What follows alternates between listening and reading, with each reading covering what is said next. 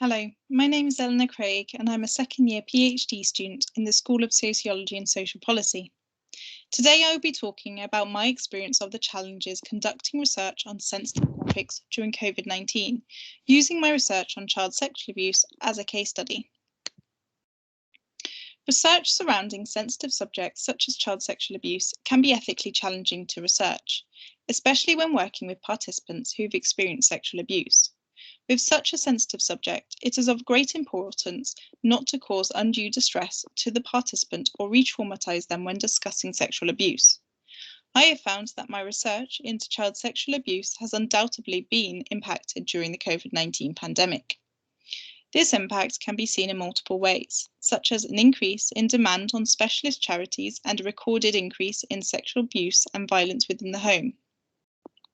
This has meant that specialist charities have no spare time to participate in research.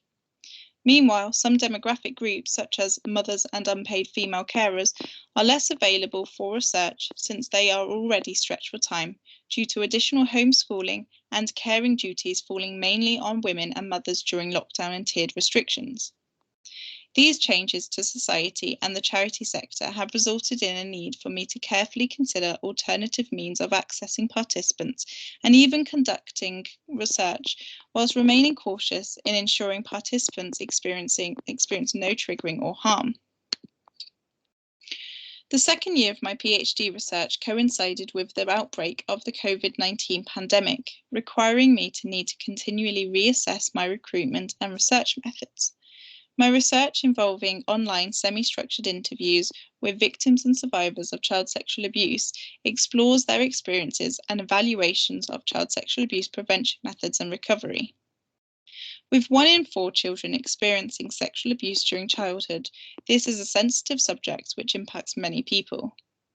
COVID-19 has brought with it various issues which have affected my research, including critical funding issues for the charities I had hoped to use as gatekeepers, as well as increases in child sexual abuse caseloads, intensity of service users' mental health struggles, and the amount of both unpaid work and caring responsibilities many potential gatekeepers and participants suddenly faced.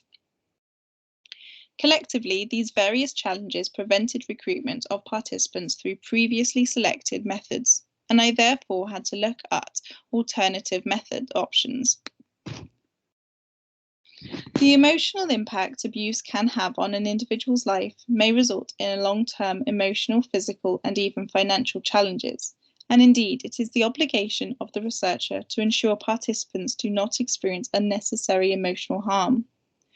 With sensitive subjects like child sexual abuse, it may be preferable to recruit participants through gatekeepers to help access a hidden community which may be challenging to contact and to also mitigate potential distress.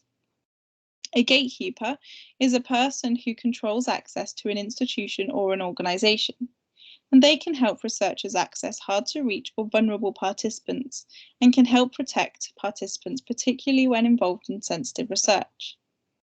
Because my research is qualitative and I am wanting to learn about people's individual experiences, I was requiring a small sample and not a large representative sample such as quantitative research would require. I chose to use child sexual abuse charities as gatekeepers because of their regular contact with victims and survivors of abuse. Charities have always struggled financially, but since COVID-19, they have been finding it harder to cope with supporting the additional cases of abuse seen during the lockdowns. The £2.4 million the 2020 Conservative government promised charities of sexual violence went to just 8 charities, leaving a further 108 sexual abuse charities without additional funding. Simply, the financial support by the government is insufficient to allow charities to support the volume of victims and survivors who contact them. Indeed, the NSPCC outlines how during COVID-19 there have been an increase in child sexual abuse cases.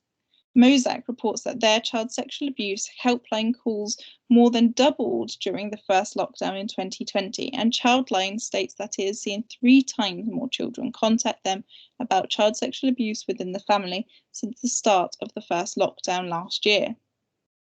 One direct consequence I found that this situation had on my research is that charities have less capability and capacity to support research as gatekeepers. I emailed 84 charities asking if they could act as gatekeepers for my research. Of the charities contacted, 62 replied, but of these, 57 stated they were unable to participate in my research as gatekeepers on account of their already being overstretched with time commitments and struggling to support all the victims and survivors who contact them. 2 charities even stated that they were having to close down due to the lack of funding. 22 charities reported being inundated with new child sexual abuse victim referrals on top of their existing clients additionally struggling to cope during COVID-19. This left me needing to look into alternative means of recruiting participants.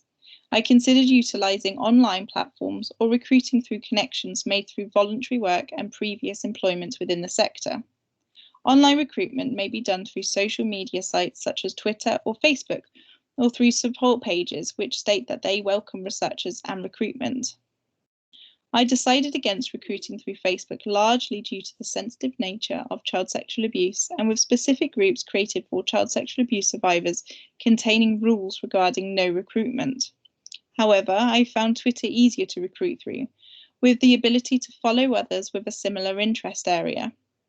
I set up a Twitter account for the research and put out an open call to participants through that.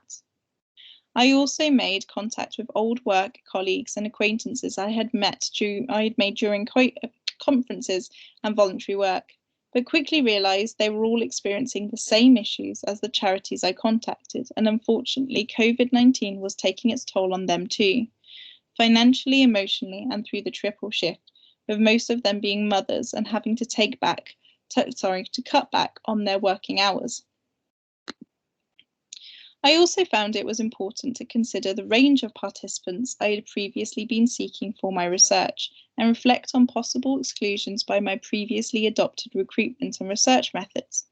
Limited time or inconvenience of my chosen methods had potentially prevented willing participants from being able to volunteer their involvement. I also had to consider broadening or changing my participant range whilst ensuring that the participants were still able to answer my intended research questions. This required critical consideration as to why I settled on my participant criteria. I started off wanting to ask young people aged 18 to 24 years, but charities quickly came back to me explaining that their average service user's age was closer to 45, with people often not contacting support charities until later on in their lives.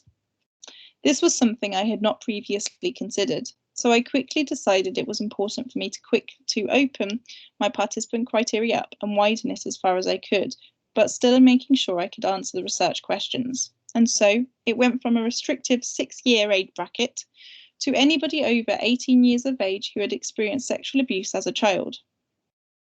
This immediately saw a positive response, with me recruiting 2 participants that day alone. I also found that some of my participants struggled to commit to a set time and date, with some having ongoing health complications, often from the abuse, which made it difficult for them to say with any certainty whether they would be free at a certain time and date. We then came up with a solution for them to contact me when they were free, and I would try and conduct the interview if I was free at that time too. I found being flexible really important for my participants. I originally set out using a semi-structured interview format, having some set questions and allowing participants to explore what they found relevant or interesting. However, I had some participants who just needed to talk, and I just let them talk. I didn't interrupt or try and force in my questions.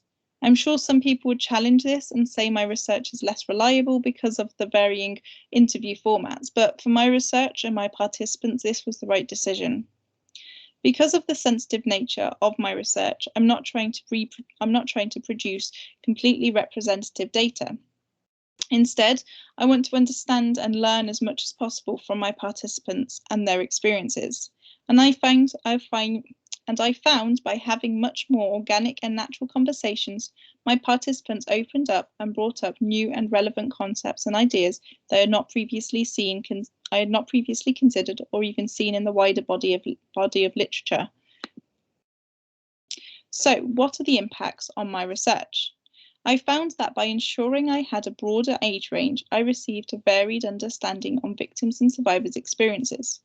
Some of the people I spoke to hadn't previously spoken to a charity, and this allows me not only to access these participants, but to explore why they didn't contact charities, a theme in my research I had not previously considered.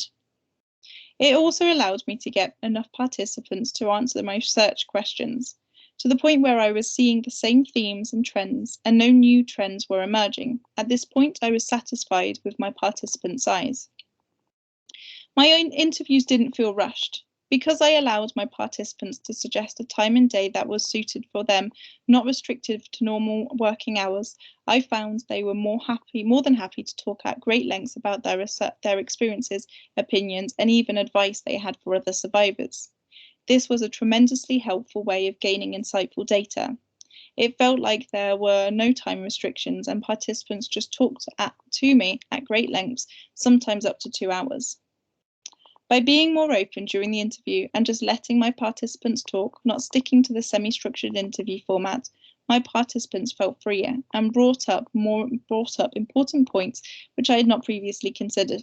It felt much more like a conversation, and because of that, they shared some very personal experiences with me. Research on child sexual abuse and other similarly sensitive subjects has often relied on charities and other organisations to help support research, particularly when making contact with often very hidden communities, by acting as gatekeepers and ensuring participants are supported.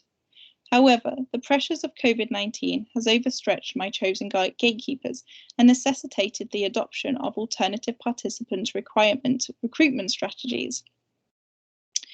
The personal recruitment of participants via online social media platforms offers the advantages of increased convenience of home-based participation and the possibility of increased flexibility as to time and date, broadening the range of contributing participants and thus the inclusive scope of the research as a whole.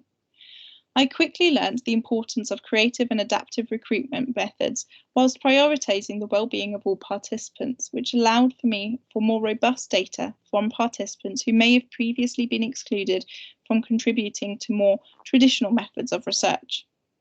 Thank you for your time.